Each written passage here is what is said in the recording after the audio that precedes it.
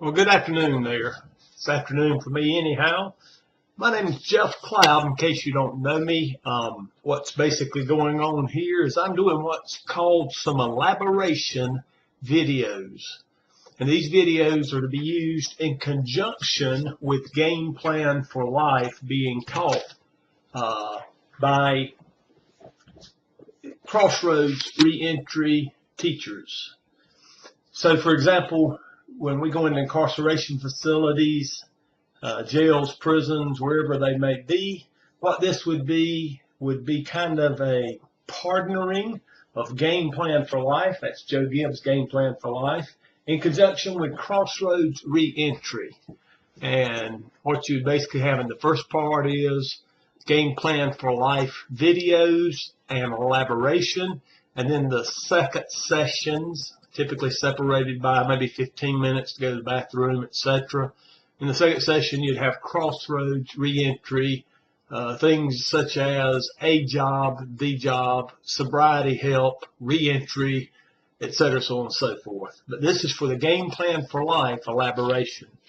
What you want to do is make sure you have a lesson plan, and then you would go through and play different parts of the lesson plan for the Game Plan for Life. For example, the first one we're doing here is Introduction, and you are being scouted, Volume 1, Session 1, a Game Plan for Life. Specifically, we'll be looking at some other things here, but there's another purpose as well. These are to be used in conjunction with their DVDs, and that's going to be both Volumes 1 and Volume 2.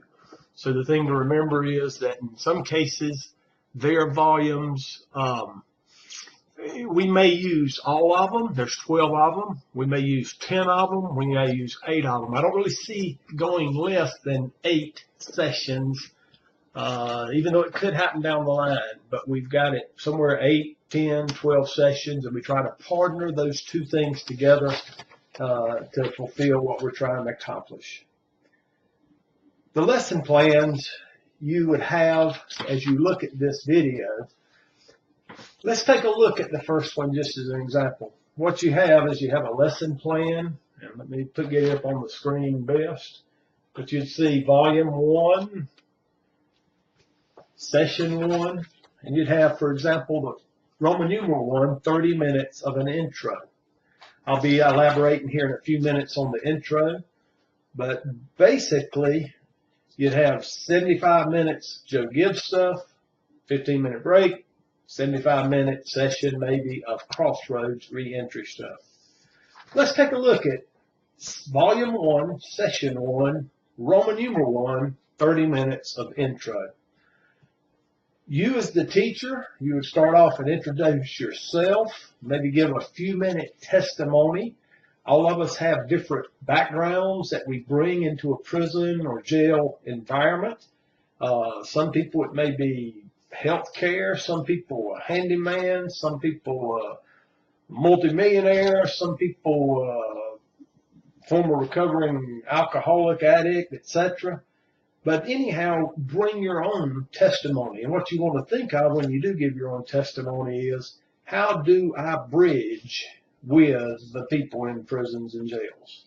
Because you want to use your bridges. For example, me, I happen to have grown up in a pretty rough environment. As a matter of fact, I've known a lot of people in prisons and jails over my 22, 23, whatever it's been, 24 years of experience working with people in prisons and jails. And very few people came up in a Leave It to Beaver family, getting kissed at night and prayed over, good night, Wally, and all that kind of stuff. It was, woman, I'm going to crack your head in, and da-da-da-da-da-da. I grew up and was an alcoholic, and drugs were secondary. I was a practicing alcoholic for over 20 years, and what I'm able to do is those two bridges. I now have 20 plus years of sobriety. But those two bridges, substance abuse and growing up in a hellhole, are my greatest bridges. So I would share that as part of an introduction. Then you'd go through an introduction, Game Plan for Life. You'll tell them, for example, that Game Plan for Life, which was Joe Gibbs' Game Plan for Life, it's developed primarily for people to get a relationship with Jesus Christ and to grow that relationship. You'd introduce Crossroads Reentry, where Crossroads Reentry purpose is to help people leave behind the incarceration life and lifestyle. And the way that Crossroads does that is we help with any need to leave the old life behind. All right, so Crossroads helps with any need anybody's got to leave the incarceration life and lifestyle behind. We help on the inside with classes. We help on the outside through phone calls. Somebody may be out needing a job. They may write us from a prison before they get out needing a home plan. They may call us on the street from Los Angeles, California. Many ways. They may email us, but we are there to help them with whatever need they have. Primarily, the two big needs are places to stay coming out of jail or prison. Another great big need is jobs with a big old record. And then, of course, to stay sober is another great need. And then the spiritual component, a great need as well, too. But all needs are on the table. Then you would go through a brief description of all sessions and try, if possible, to go through a quick 10 to 30 second overview of each session. For example, in Volume 1, Session 1, Game Plan for Life, we're going to look at an introduction, and we're going to also talk about you are being scouted. In other words, God's the coach, and He's scouting you for the team. But you'll go through all of the sessions, give a general overview. Then you want to make sure you put Crossroads Reentry's number, if you can, on a board. Or you can also, I'm going to say and or, you can create a crazy story for the guys or gals or youth in jail or prison to remember the phone number. Now, what I use is a crazy story, and people remember the phone number. And the reason I do that is when people are in an incarceration facility, they may or may not have their papers come out of that facility with them. Let me explain what I mean by that. Just because somebody writes something down in a prison doesn't mean it's going to go out with their jacket, they call it. I'm not talking about a jacket that you wear. I'm talking about a jacket like a folder. They typically release them with some papers and it says they've been released, and blah, blah, blah. Might have Social Security card in there, things like that. But they may not give them their 27,000 sheets that they've gotten in classes throughout their career in an incarceration facility. So if they don't have the number up here, they can't call the number. That's why I give them the crazy number. Now, one of the things I do is I throw out there, we're in the Charlotte area, and everybody in North Carolina knows 704 is North Carolina's biggest, oldest area code. So that's easy for them to remember. But then I throw the crazy story out there. I say, Jeff Cloud is a little bit different. Now, he's the guy who heads up Crossroads. Now, guys, Jeff Cloud is blank. And they'll say, he's a little bit different. All right. He won $500 in the lottery. Now, think about it. If he was like everybody else, he'd keep all that money. If he was way different, he'd give it all to you. But he's a little bit different. He's going to give you $1. What does that leave? $499. Cloud won the lottery on Friday the 13th. Most people are lucky on Friday the 13th, but not Jeff Cloud. Why? He's a little bit different. And then I'll throw in there the last 2 digits of the phone number. 32. He won that lottery and he went around shooting his 32 Saturday night special snub-nosed chopper. And I make it real funny, and the guys like that. But what I'm pointing to is a 32 caliber gun, and he shot it up in the air to celebrate winning that lottery. Now, what did that do? They now have a crazy story that they can get locked in their minds, and they can repeat it. And my experience has been 95% of the guys, ladies, and youth in the jail remember that number through that crazy story first time they hear it. Now, if the paperwork doesn't make it out, they can call from memory, pick up the phone, call us from memory, and they're able to reach out and get that help that they need. So you feel free to use that crazy story if you want to on the number. Be writing it on the board if you can. If you have a chalkboard or blackboard, dry erase, that kind of thing, get that number up there and say, call this number for any need on the outside. Now, here's another thing on the introduction portion. You'll notice on the lesson plan, I've put write CR, in other words, write like a letter if they need to, write CR, Crossroads Reentry, at Post Office Box 861, Huntersville, North Carolina 28070. No more than 5 months before you get out if you need a home plan answering these questions. Here's those 4 questions. Number 1, are you a sex offender? And let me back up a second. The reason we're asking these 4 questions is because this is going to drive how we point people to get a home plan. For example, sex offenders can't go to a lot of places. So immediately we got to narrow that down. Is a sex offender yes or a sex offender no? Because that's going to tell us where to point them in the right places to get their home plan taken care of. So hopefully they got a place to go live before they get out rather than simply hit the streets and go back to the old lifestyle. But anyhow, here's those 4 questions. Number 1, are you a sex offender? Yes or no? 2, when do you get out? All right. Like December the 31st, 2021. Third question is, where would you prefer to go? Now, they've got to be careful with this one. Where would you like to go? They can't simply put the smallest rural area, for example, in North Carolina, because there's probably nothing there. May not even be a shelter. Definitely not a transitional house, probably no Oxford houses. These are places that people could stay. So, for example, let's take somebody wants to go back to my hometown I was born in, Wadesboro, North Carolina. The population's about 4,000, maybe less now. It's 4,000. In 1960, when I was born, I bet anything's down to about 3,000 now. But anyhow, that small town, that county, Anson, only has 25,000 people. They have 2 shelters, to my knowledge. They have no transitional houses, no Oxford houses. So if somebody said, I'd like to get in a transitional house in Anson County, it doesn't exist.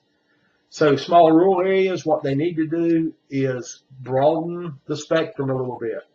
I'd like to go to Anson County, but Charlotte will work for me, and even North Carolina. Then we can get them plenty of possibilities for them to go when they get out. When they get out. The last of those 4 questions is, are you willing to go to AA and or NA on the outside? Again, that's, are you willing to go to Alcoholics Anonymous, AA, or willing to go to Narcotics Anonymous, NA, on the outside? If they are, it opens up probably 3 or 4 more times of the opportunity of places to go to than simply if they don't. So that's why we're asking those 4 questions again. Number 1, are you a sex offender? Yes or no? 2, when do you get out? And the reason we're asking when you get out is nobody's going to hold them a bed for more than about 4 months. All right. So if they write us and they're 3 years before getting out, we're going to write them back and say, write us at the 5-month mark, and here's why. Nobody's going to hold a bed more than 4 months, and we'll have the most current information available for you then. Third question, where would you prefer to go? Can't answer, just a little small rural area. Need to elaborate a little bit more on that. But if it's a metro area, a Charlotte, a Wilmington, an Asheville, North Carolina, Columbia, South Carolina, Atlanta, Georgia, Albany, Georgia, you get the picture. The bigger places, 100,000 people and up, that's going to work. That's going to work. The in-between ones, 50,000 people plus or minus, so-so. They probably need to, yes, put that down, but then the next 100,000 population place near them as well. And then that last question, are you willing to go to AA and or NA when out? All right. Now, of course, what would happen in Roman numeral 2, you'll play the video at the time marks that are going on there for this particular session, volume 1, session 1. You'll see 0.00 to 3:56. What's going to be happening during that time? Joe Gibbs and Derwin Gray are shown on the video on a football field. Now, Roman numeral 3 would come up. Elaborate. Before I launch into Roman numeral 3, what I'd like to say is this. There's no doubt when you teach classes, if you teach them long enough, your video equipment in a jail or prison is going to go haywire at some point in the future. And here's what you do. If it did, you couldn't play the video component. We couldn't play Roman numeral 2, for example, the 0 to 3:56 Joe Gibbs and Derwin Gray on the football field. But we could expand our elaborations for our 75 minutes and get primarily the main points in that would have been on the video anyhow, and some additional elaboration of such that may not be in the video. Let me explain what I mean by that. What I tried to do as I developed these lesson plans in conjunction with Game Plan for Life was bang home the big points that they did in their video, and then in some cases carry some things to a higher level. Here's what I mean by carry it to a higher level. For example, Game Plan for Life, one of the sessions will deal with salvation, all right, and putting your faith in Jesus Christ, getting saved, trusting His Lord and Savior, believing His death, burial, resurrection, that kind of salvation. You're made right with God, heaven bound, sealed with the Holy Spirit, all the other promises that come.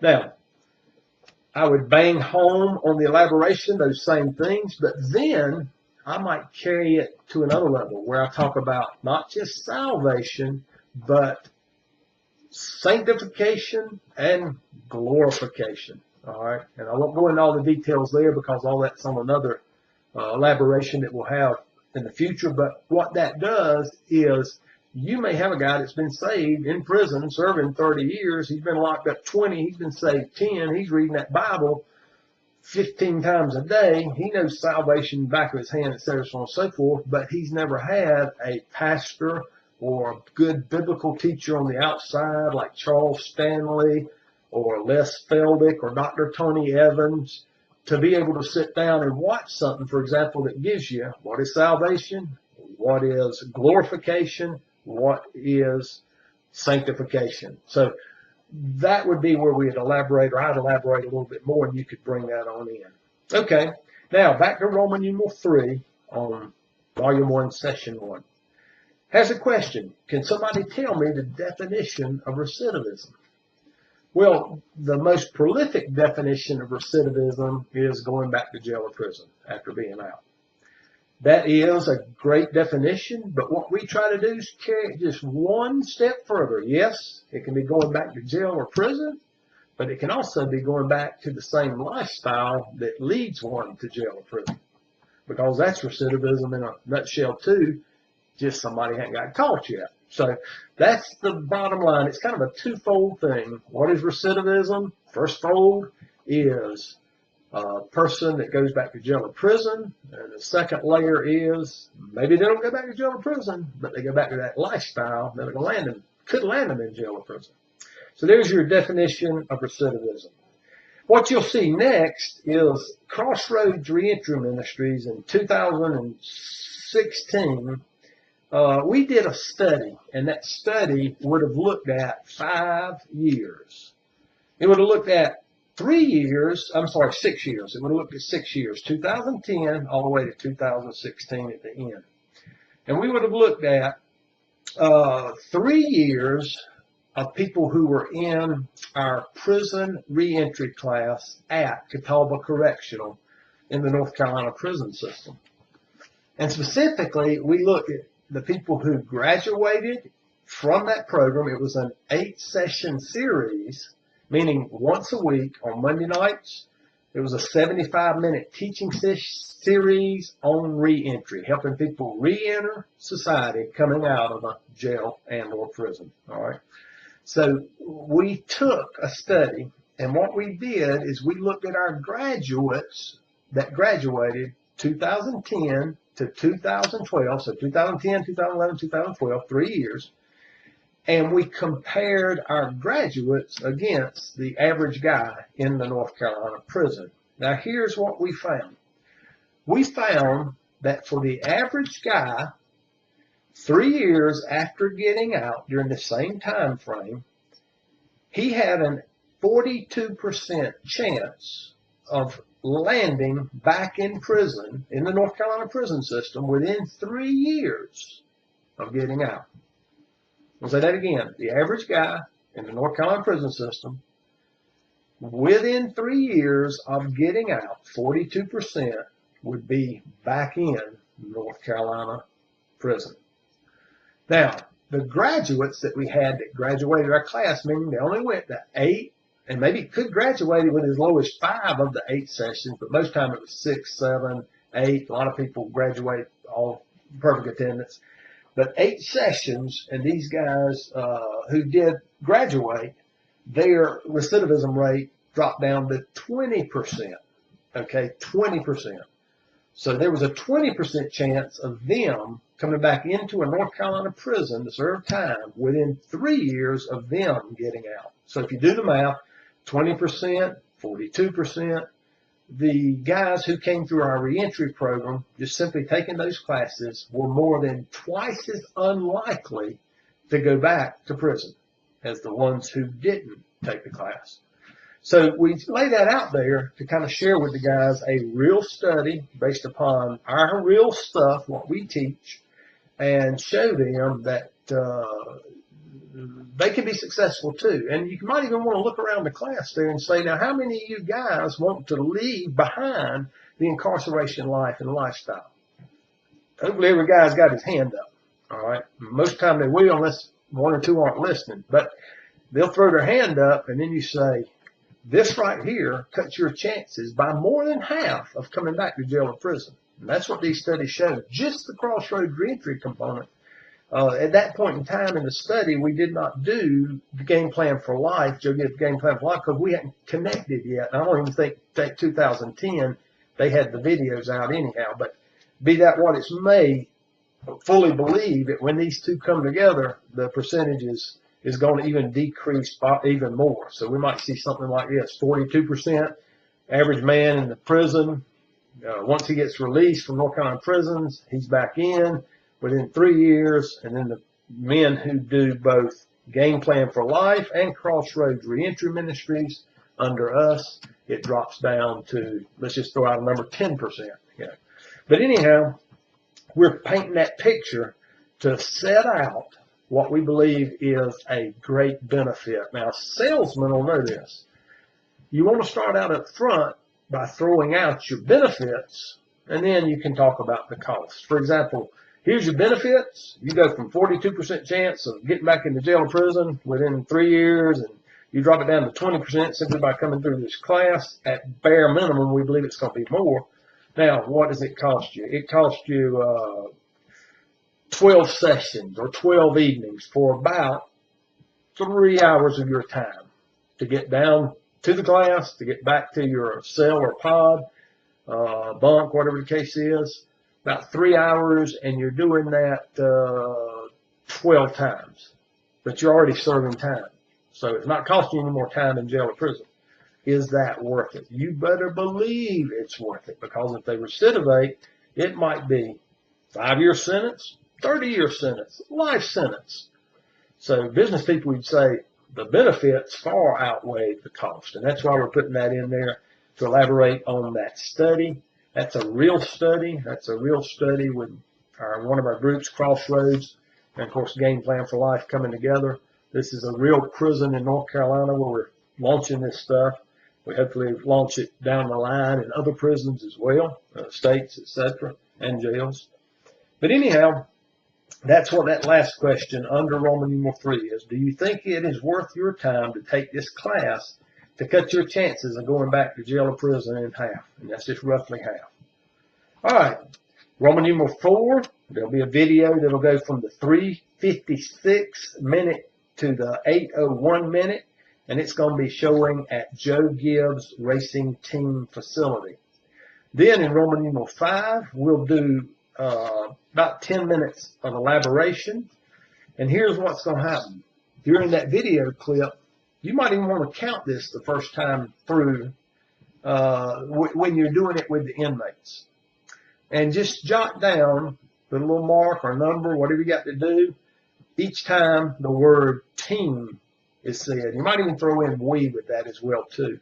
And during this video clip, team was said a lot. Speaking of Joe Gibbs Racing Team, I believe right now there's somewhere around 650 employees. I just heard yesterday from Ronaldo Wynn, Director of Game Plan for Life. And I'm doing this video here on April the 21st, 2017.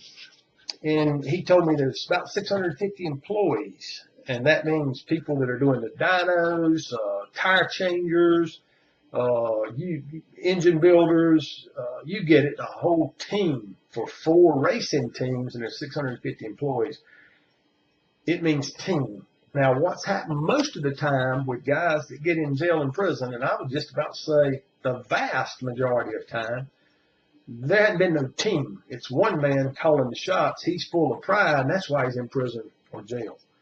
And it's the same thing true for us too. When we operate in pride, we may not go to prison or jail, but we definitely will go to a place of pain usually. So, but when we operate in team standpoints, realizing we can't do it all, we need others, we need God, we need other people, we need how God's going to work through other people, He lifts our life up. And of course, that's going to be key in pointing to team. And what do you have as an inmate out there that we're going to be teaching?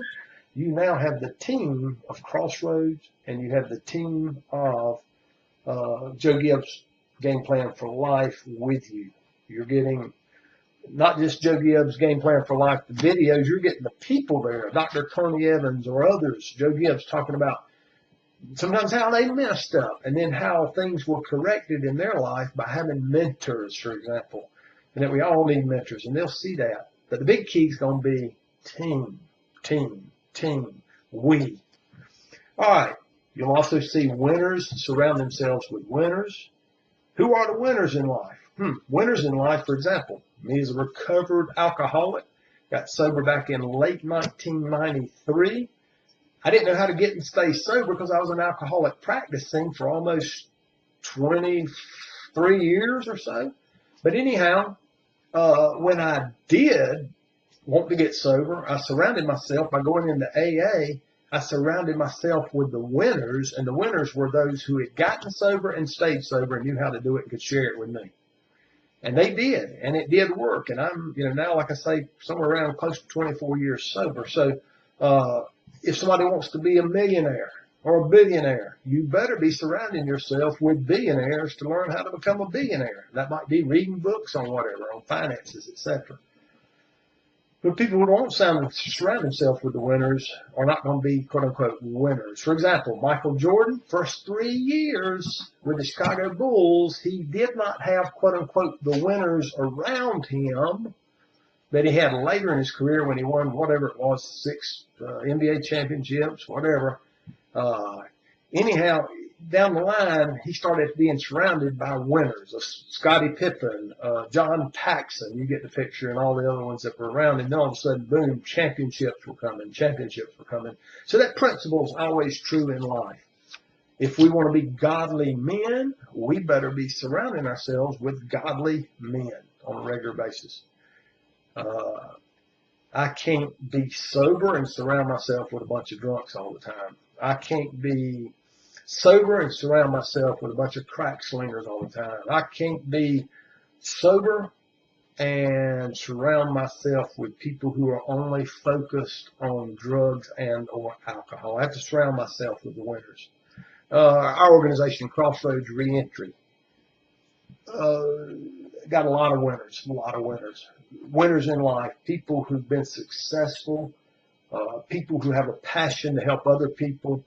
Their lives are in order, number one, but number two, they're in a position to go help others get their lives in order. And that is surrounding ourselves with winners. And Crossroads will only get as big as, quote unquote, me as the executive director or someone else as executive director allows the winners to come in and surround us. Because when it does, it grows on itself. For example, as I speak, we very well could just about double the number of incarceration facilities. We probably will more than double the number of incarceration facilities that we are currently in just this year, 2017.